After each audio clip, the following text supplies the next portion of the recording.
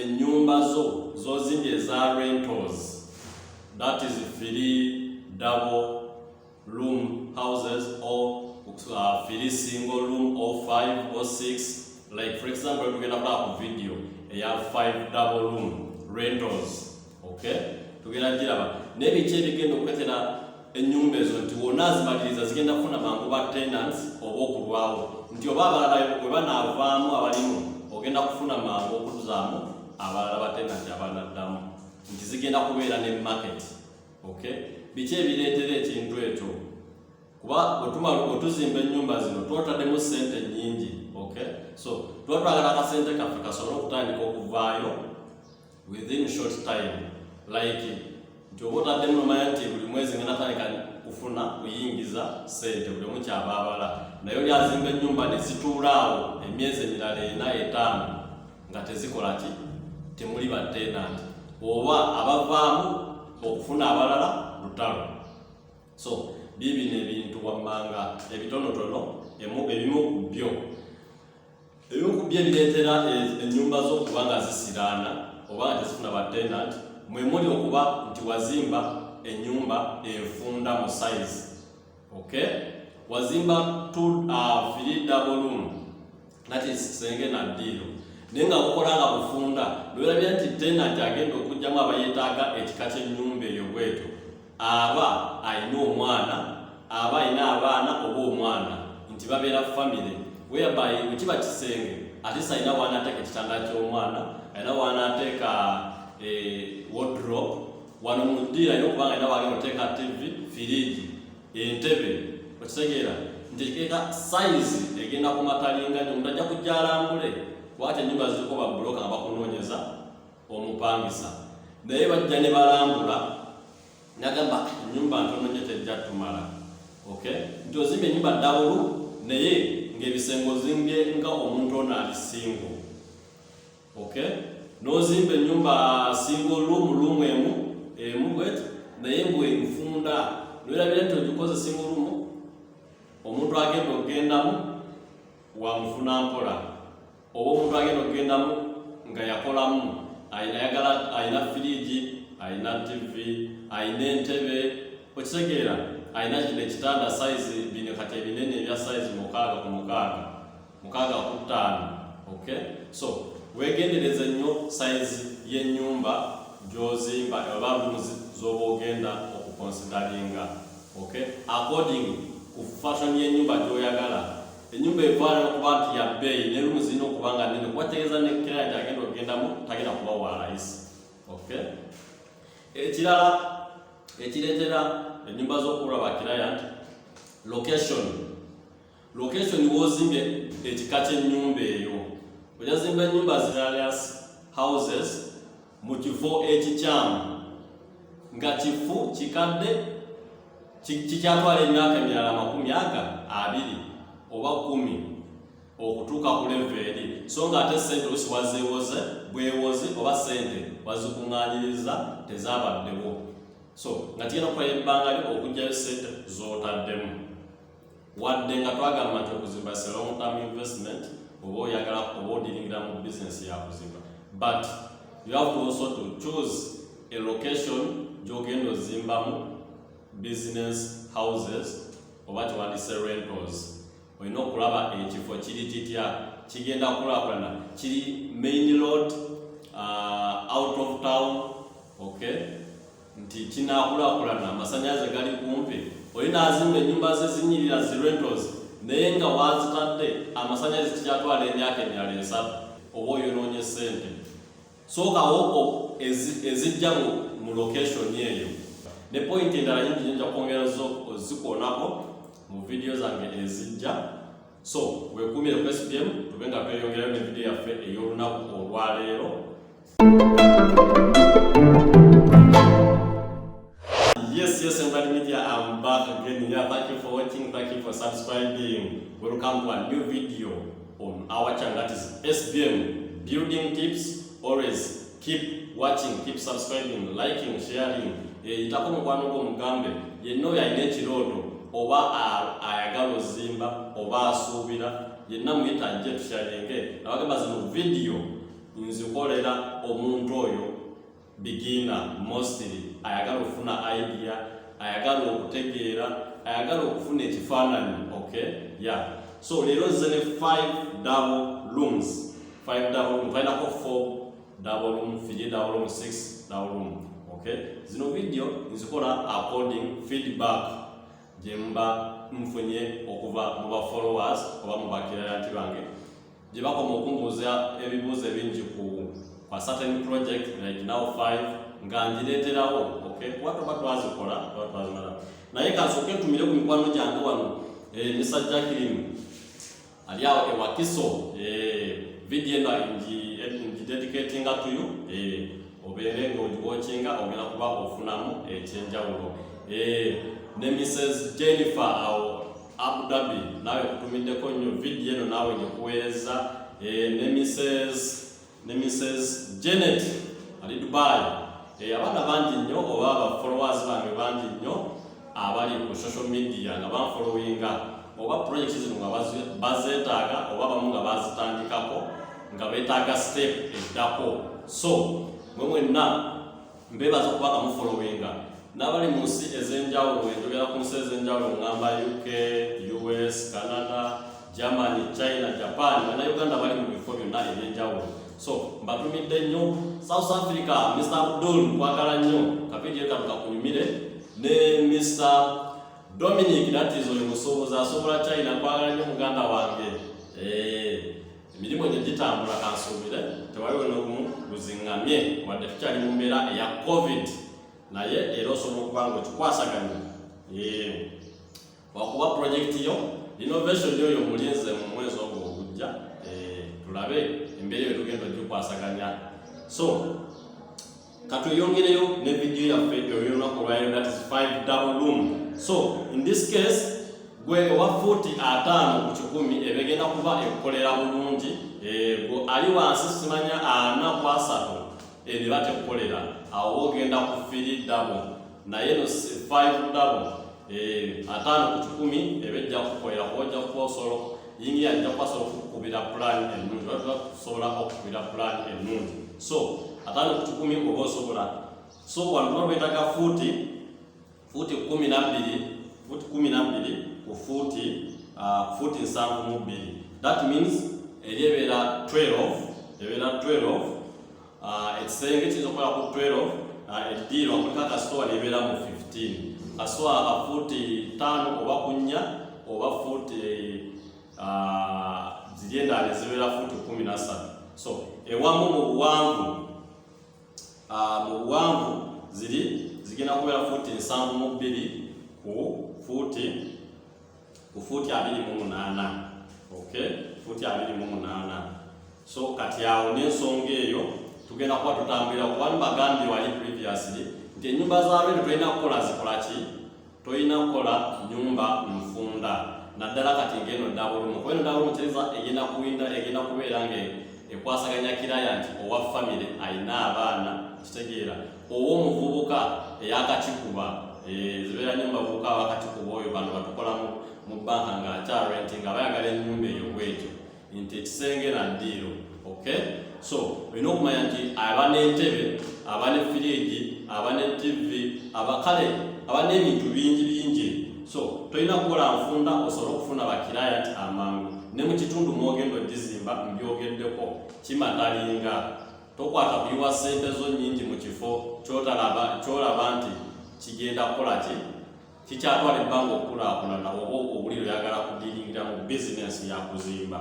So buli kitundu kiba kimatalinga kivaluinga value yakyo nti kino kankizimbemu ekizimbe bwekiti, kankizimbemu maduuka, kankizimbemu rentals okusinziira rentals z'amaduuka oba amaduuka okusinziira abantu abalimu ne bizinesi eziddukanyizibwamu. So ebintu ebyo oba ino bikonsideringa naye ebyo byonna obifuna otya data oyo wano kwesibyeru oba yinginiyawo bw'oyina muleetere plan yo kasikechiko tinze njagala ennyumba bweti kati naye atandika okuwabula according ku ky'omugande mwenna mutuule wamu musobole okufuna plan emu eyegenda okufuluma awo olyoka otandika project naye gwe tova eyina na sketch yogameze njagala eyo ennyumba then ogamba engineer gwetandika naye ajja kukolera kuba most of engineers bakola baagala bo sente ye kasawulira nti omulimu oguzze ng'akolerako ekyo kyokoze eki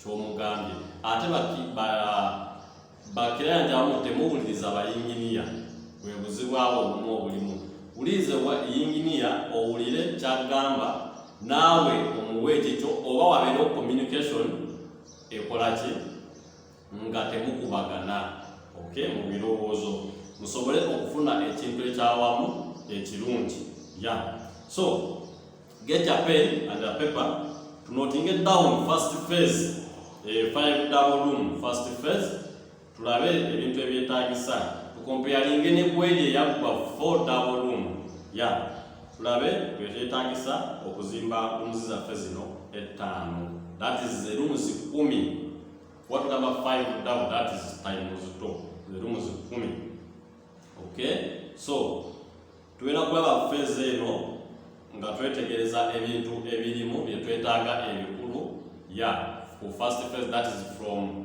foundation to whole plate we bakomerera ennyumba nabagamba ekitwagaza bungi eno byocho eno mostly kweri ebintu ebikulu bye tuba twagalamu byoba olina osooka otunuulira wana ebyo oba otunuulira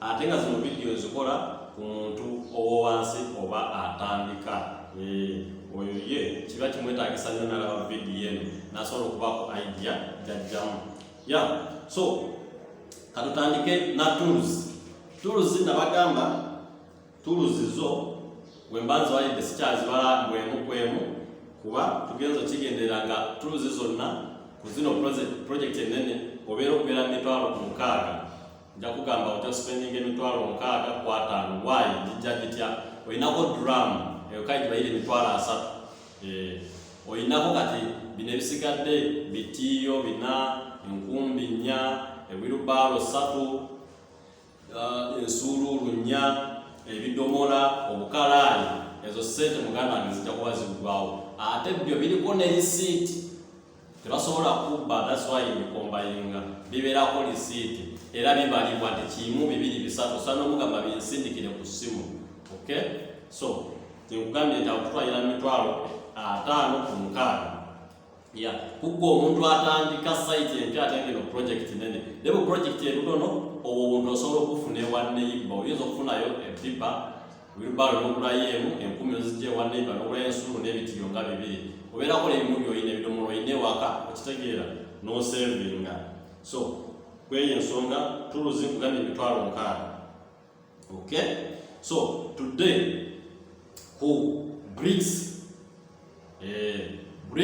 tukira tuli mu musingi bricks tugenda kwetaaga blocks emitwalo 2 kitundu twetaaga blocks emitwalo 2 kitundu ku nusu 2 mwana ngetuse ku site nabaga block evalinga according to the location or area ewakiso block asiyemu noli owejinja owo wembale block ebe yawukana ebbeeyi oba ebitundu biba byawukana nti ekitundu kiba kiri mu kuzimba nnyo block erinnya omusenyu gulinnya kuba bibeera scarce ojja kwekanga ebyo byonna kati bwaba agenda otandika obanza okukubira quotation entuufu final banyina okubira ku ground netegeera ekiriyo than nga wenkifowadinga ne kweno gyemba twakola ku channel yaffe bricks tuba tujja kutaga obukadde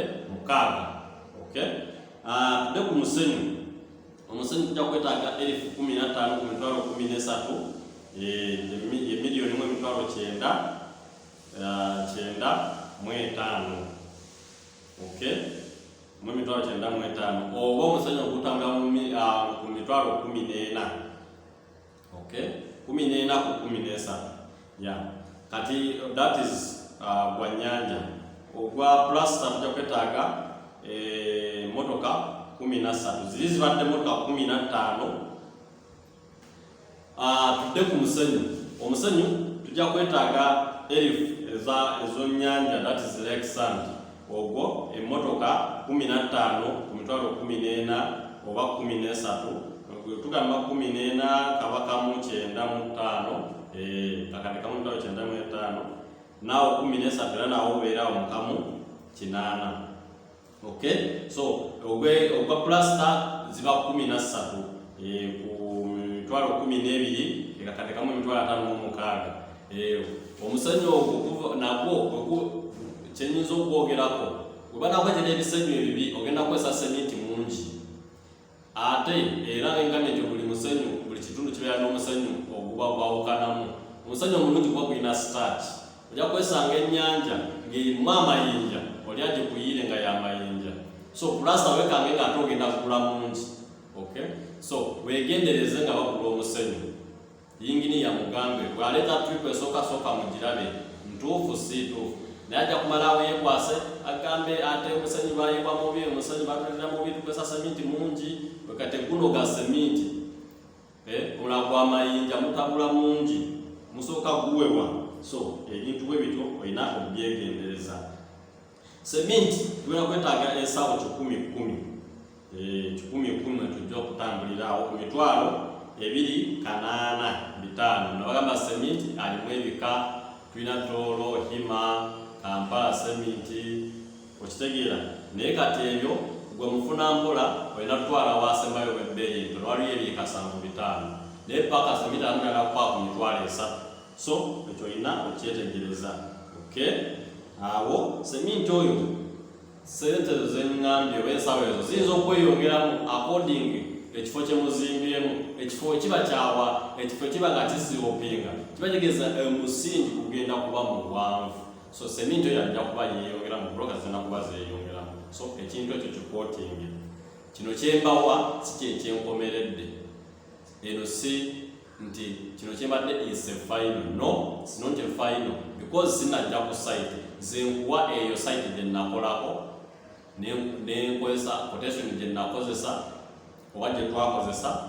That's what I'm giving. So naye by experience zemba nkuwadde standard yakyo. So wetudda ku tujja kudda tugule cartons. Cartons tujja kwetaaga pieces 4 emiti 4 ku 13 osobola okufunamu okugulamu ejjabiri ebitaano nenze tute ku regi ya 13 oba 3 ziba 3 kuba mu mitwalo 12. Okay, wetuddayo tuguleyo kiruddu that is embaawo zoyita kiruddu. Embaawo tugenda kugula pieces 3 ku nusu 9 waliyo ne 8 waliyo na 5 naye tugenda twala 9 emitwalo 27. Okay, tuguleyo bottom pieces 2 otukozesa mu shattering. Otuba tutuusa okuyiwa ku ring beam awo tukozesa ebintu embaawo n'emiti tubikozesa awo nawo. So awo mbagulidde ebyawo. Tudde ku ekigoogwa, tuguleyo ekigoogwa pieces 2 kyakaaga bwe mitwalo 11 tuguleyo DPC. Nabagambe yo si musirikale wadde omugaso gwayo gulinga gwa musirikale mu kuzimba kuba kubeera kukuuma kinna kyekiprotecting amazzi water level okuva mu musingi okwambuka mu kisenge kiremu okwononeka. So DPC meters 25 ku 25 gye mitwalo 6,225. Okay, so twetaageyo amayinja soft stone oba aggregates tuba trips 2 ku mitwalo 16 kitundu gye mitwalo 33. Okay, kyekirala awo tuba tujja kwetaagayo emitayimbwa gino girimu types. Nakulaga waliyo Y10, Y12, okay, ne Y16. Tugenda kukozesa Y12 ne Y10. Y12 tugenda kukozesa 15 pieces. 15 times emitwalo 38 gye mitwalo 57. Y10 pieces 2 kubajjukira kuliko emaaso wano emitayimbwa tuba tukyusamu naye ojja kwesanga omulala ng'emitayimbwa egyo akozesa wamu oba wayiteeni naye awo gumu oba towadde kintu kya buwangazi. Okola ekintu ky'obuwangazi atisa okola egimu nga olaba tugikoze giri 15 wayiteero gino wayiteeni pieces 2 ya ku mitwalo 280 gye mitwalo 56. Okay, so tweyongereyo netweyongerayo tujja kwetaagayo R8 that is ring wire pair 18 ku kasanvu gye mutwalo 10 omutwalo gumu mu 12. Tujja kwetaagayo binding wire kilo 2 ku kakaaga omutwalo 12 emitwalo 12. Ate ring wire that is R8 tujja kwetaagayo ya 18 ku nusu kasanvu emitwalo 12 mu kakaaga. Okay, tujja kwetaagayo hoop iron. Okay, hoop iron that is oba kubatise bupayan lolo nya ku mitwalo 4 emitwalo 16 emitwalo 16. Bwino obupayan bwe bukwasa ekisenge like bongera okuguma ekisenge such that embeera y'ensi that is okukankana kw'ensi oba okukankana kw'eggulu gwandise musisi oba ne nature of your site nti wasilopinga nti oba kasozi ennyumba oba ogenda gikola omusingi muwanvu ebeera kasozi, so okubeera nga nzigumivu obutayunga nti obutakufuna nyanfa ebintu bwe bityo giteekamu payani oyo lwozimba koosi 4 koosi 3 ng'oteekamu kapayani kakwata ekisenge ekyo. Okay, nti ennyumba tesobola kujjamu lunyanfa oba cracks oba omusingi gwakuba muwanvu, so tuguteekamu bupayani obwo, so tetubukozesa bukomerera kukwa ne tubukozesa n'okusiba ekisenge ne kibeera ewamu nga tekisobola kweyasaamu oba kweyawuluzaamu, so according to the site. Yeah, so yawo that is the use of the irons oba bayitawo irons. So kiki ekirala kyetwerabidde awo? Kyetwerabidde tulinawo backfilling. Backfilling mba ntegeeza okujjuza omusingi. Omusingi tuba tugwetaaga okujjuza according ekitundu ky'ozimbyemu kuba nemera nnyo ku kintu ekyo ekya nature ya site yo or ya land of your site. Okay, nti buli ekitundu buli site yo webanga esilopinga irimu mayinja kale ngambi oba ogenda kukozesa buli kimu mu bungi oba bintu bingi nnyo by'oba ogenda okukozesa okureportinga ya layisi noweerabira nti cost yaayo okulivinga in that area kigenda gifuula expensive more than lyadde asobodde okugula ewantu ewalala.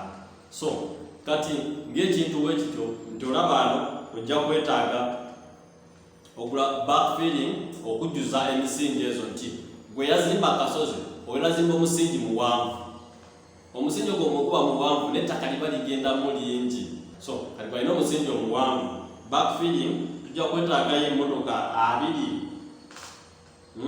2 trip emmotoka 2 ku mitwalo 4 lusa 5 kisinzira ettaka ebalijja, so awo balawo emitwalo 6 naye abalala ettaka eryo liba weeriri aba alina awo ng'asoosooka n'asima n'alevolinga kati awo gobeera fine oyinza gwe place mitwalo 2 abaana nga balikabala nga baliteekamu nga bagetinga supervised with the with the engineer kuba balina okubaako supervision kuba bayinza okuteeka ettaka nga balinyenga ne balya ebisenge ne babya omusingi, so oba olina okwegendereza nga bajjuzaamu omusingi ogwo.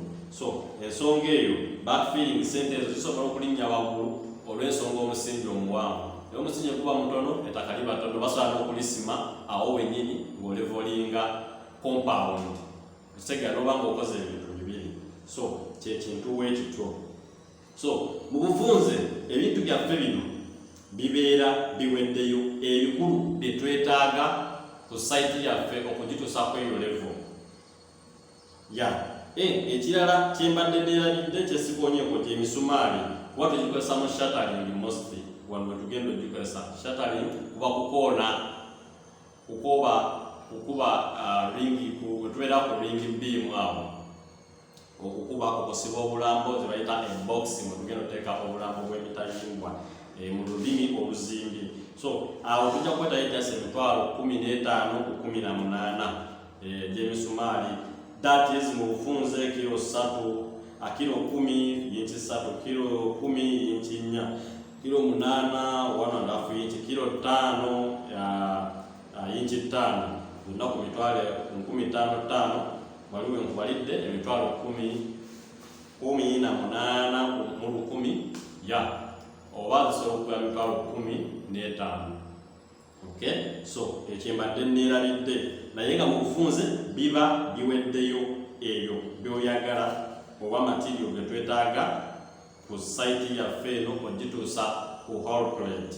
So ebirala ebyandibadde ebyetaagisa sente eziba zeetaagisa awo oba ebyetaagisa tuba tubitwalira mu mysterious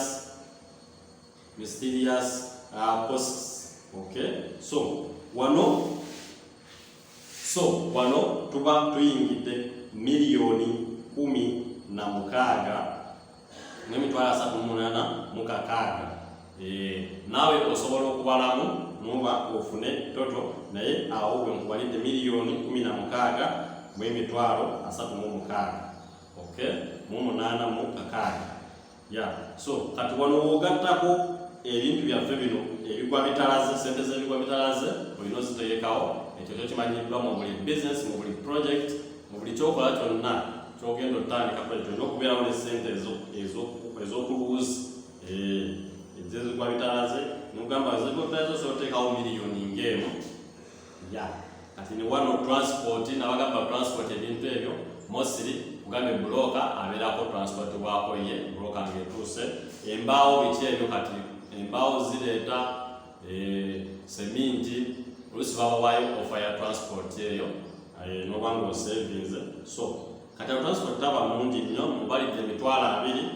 So 2 ogattako miliyoni 1 ogatteko n'emitwalo 6 gye nabagambye egya tools okuba nasoose tools.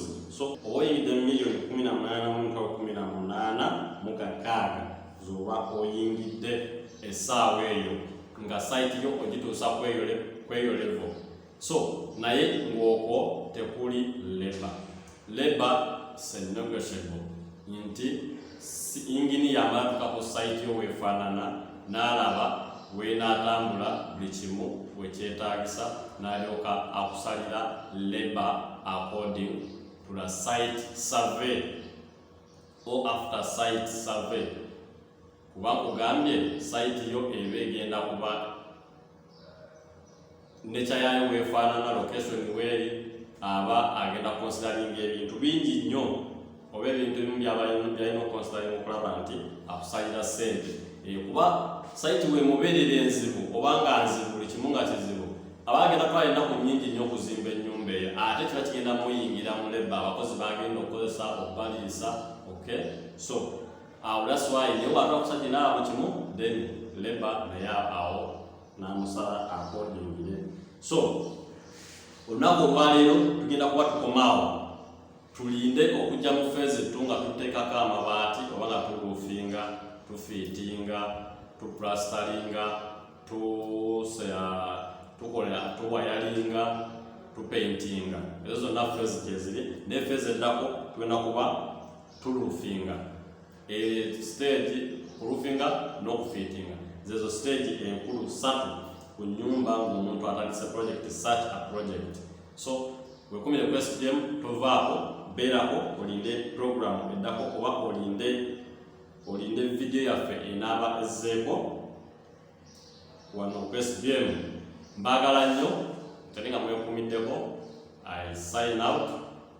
Bye bye.